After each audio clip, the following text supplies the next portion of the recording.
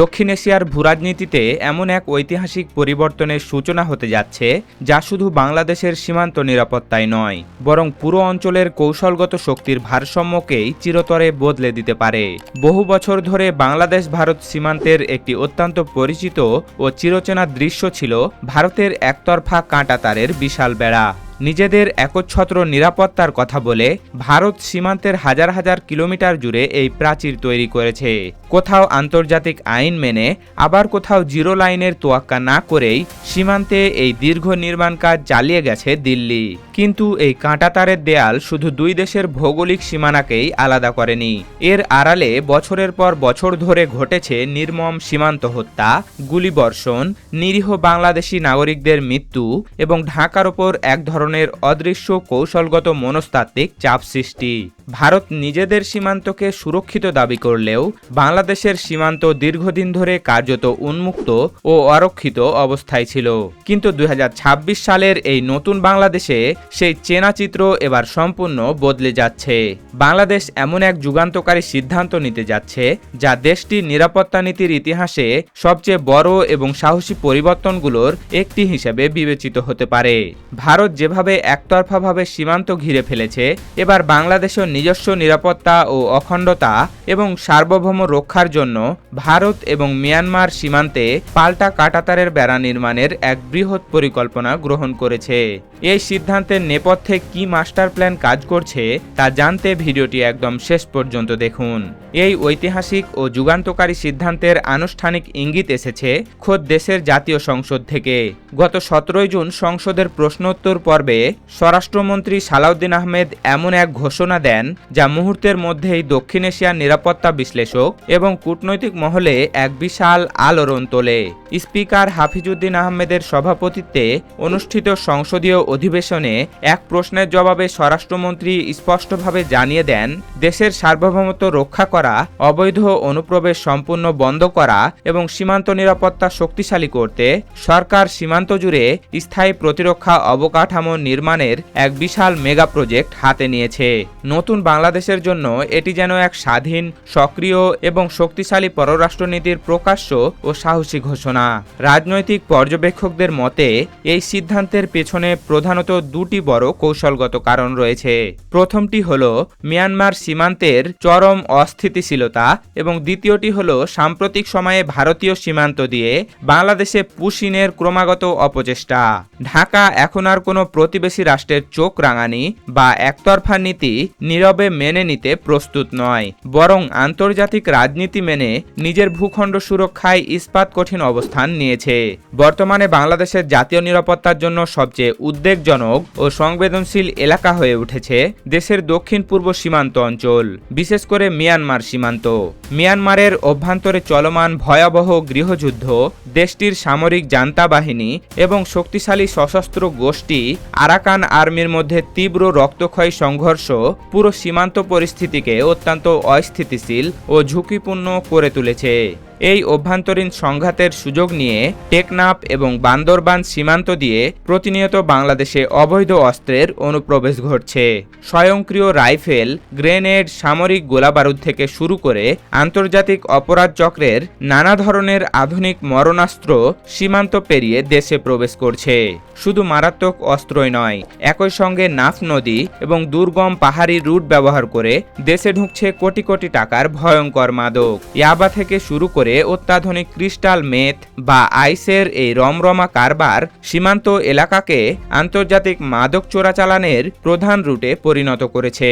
এর মারাত্মক প্রভাব শুধু সীমান্তে সীমাবদ্ধ নেই, কক্সবাজারের রোহিঙ্গা ক্যাম্প, পার্বত্য অঞ্চল এবং দেশের বড় বড় শহরগুলো পর্যন্ত এই মাদক ও অস্ত্রের নেটওয়ার্কের আওতায় চলে গেছে, যা সরাসরি বাংলাদেশের অভ্যন্তরীণ আইন শৃঙ্খলা পরিস্থিতির জন্য এক বিশাল হুমকি।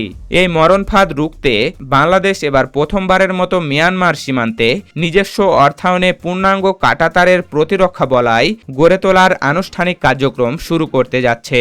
এর উদ্দেশ্য একটাই, অস্ত্র চোরাচালান চিরতরে বন্ধ করা, মাদক প্রবাহের রুট বন্ধ করা এবং সীমান্তকে শতভাগ রাষ্ট্রীয় নিয়ন্ত্রণে আনা।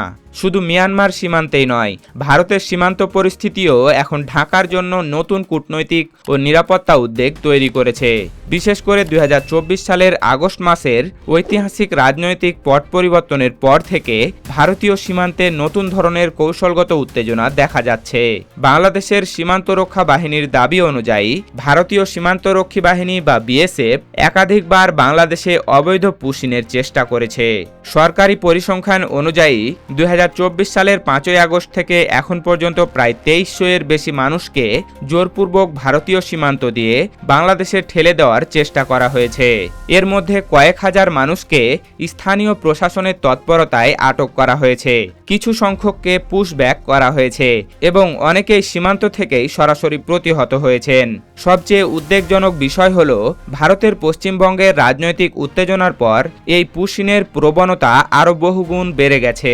নতুন করে বাংলাদেশের বর্ডার গার্ড বা বিজিবি এখন আর আগের মতো নীরব বা নিষ্ক্রিয় দর্শক সেজে দাঁড়িয়ে নেই। বিজিবি সদস্যরা অত্যন্ত শক্ত হাতে একের পর এক এই ধরনের পুশিনের চেষ্টা সফলভাবে প্রতিহত করছে। সরকারি তথ্য মতে অন্তত ৩৬টি বড় ধরনের পুশিনের চেষ্টা সম্পূর্ণ ব্যর্থ করে দিয়েছে বিজিবির প্রহরীরা। তবে শুধু প্রথাগত কাঁটাতারের বেড়াই নয়, সীমান্ত নিরাপত্তায়ও এক অভূতপূর্ব প্রযুক্তিগত বিপ্লব শুরু করেছে বাংলাদেশ। দেশের দক্ষিণ পশ্চিম ও উত্তর পশ্চিম সীমান্তের অত্যন্ত সংবেদনশীল ও স্পর্শকাতর এলাকাগুলোতে ইতিমধ্যেই বসানো হয়েছে স্মার্ট বর্ডার সার্ভেলেন্স সিস্টেম। এর ফলে আধুনিক ড্রোন নজরদারির মাধ্যমে দুর্গম সীমান্ত এলাকার ওপর সার্বক্ষণিক দৃষ্টি রাখা হচ্ছে। একই সাথে থার্মাল ইমেজার ব্যবহার করে ঘুটঘুটে রাতের অন্ধকারেও যে কোনো অবৈধ অনুপ্রবেশ বা মুভমেন্ট নিখুঁতভাবে পর্যবেক্ষণ করা সম্ভব হচ্ছে। নাইট ভিশন ডিভাইস এবং হাই ডেফিনিশন সিসিটিভির মাধ্যমে এখন ২৪ ঘন্টা সীমান্ত জুড়ে নজরদারি জোরদার করা হয়েছে। এছাড়া দুর্গম পাহাড়ি ও সীমান্ত এলাকায় বিজিবির দ্রুত যাতায়াত এবং লজিস্টিক সাপোর্ট নিশ্চিত করতে দ্রুত গতিতে নির্মাণ করা হচ্ছে বিশেষ বর্ডার রোড। অর্থাৎ বাংলাদেশের সীমান্ত নিরাপত্তাকে এখন সম্পূর্ণ আধুনিক ও প্রযুক্তি নির্ভর ব্যবস্থায় রূপান্তর করার মহাপরিকল্পনা পুরোদমে বাস্তবায়নের দিকে এগিয়ে যাচ্ছে। ভারতের কাঁটাতারের বিপরীতে বাংলাদেশের এই পাল্টা কাঁটাতারের প্রতিরক্ষা বলয় কোনো বিচ্ছিন্ন দেয়াল নয়, এটি একটি নতুন ভূরাজনৈতিক বাস্তবতার স্পষ্ট ইস্তেহার, যেখানে বাংলাদেশ আর কোনো নীরব বা অসহায় দর্শক নয়, বরং নিজস্ব প্রতিরক্ষা দর্শন এবং দৃঢ় সার্বভৌম অবস্থান নিয়ে শক্তভাবে দাঁড়িয়ে থাকা এক অপরাজেয় রাষ্ট্র। আগামী মাসগুলোতে স্বরাষ্ট্রমন্ত্রী সালাউদ্দিন আহমেদের এই মেগা পরিকল্পনা মাঠ পর্যায়ে কতটা দ্রুত বাস্তবায়িত হয় সেটি এখন দেখার বিষয়। তবে এই সাহসী পদক্ষেপ ইতিমধ্যেই দেশের মানুষের মনে এক নতুন আত্মবিশ্বাসের জন্ম দিয়েছে। সুপ্রিয় দর্শক, ভারত ও মিয়ানমারের সীমান্তে বাংলাদেশের এই পাল্টা কাঁটাতারের বেড়া এবং স্মার্ট সার্ভেলেন্স সিস্টেম গড়ে তোলার মেগা সিদ্ধান্তকে আপনি কিভাবে মূল্যায়ন করছেন? এই সাহসী পদক্ষেপ কি আমাদের সীমান্ত হত্যা ও অবৈধ পুশিন চিরতরে বন্ধ করতে পারবে? স্বরাষ্ট্রমন্ত্রী সালাউদ্দিন আহমেদের এই যুগান্তকারী ঘোষণা বাস্তবায়নে আর কি কি চ্যালেঞ্জ আসতে পারে বলে আপনি মনে করেন? আপনার মূল্যবান, গঠনমূলক ও যৌক্তিক মতামত আমাদের কমেন্ট বক্সে লিখে জানান।